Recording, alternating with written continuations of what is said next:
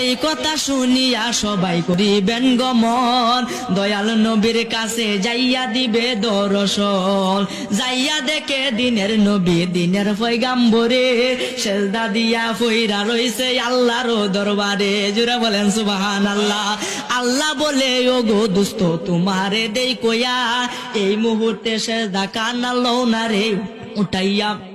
90 বছর হায়াত দিলাম দুনিয়ার ভিতরে, 27 বছর কাটাইলেন মেরাজের ভিতরে। 63 বছর দুস্থ তুমি গেলা পায়া, সারা জীবন কান্দা গেলা উম্মতি বলিয়া।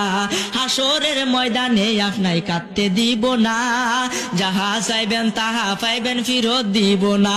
জোরে বলেন সুবহানাল্লাহ। শাফায়াতের ভার দুস্থ তোমায় গেলাম দিয়া, এই কথা শুনিয়া বিশেষ দালয় উঠিয়া। নামাজ রোজা যারা করে দুনিয়ার ভিতরে, বিনা হিসাবে বেচতে দিবে দিনের পয়গাম্বরে। কাঁদিবে নবী ইয়া উম্মতি,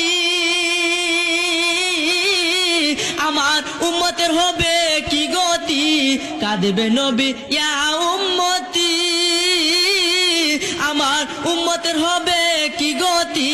আরে কইরা বলে পাপীর মুক্তি শুধু নবীর কারণে, কঠিন দিনে আমার নবী জীবিনে।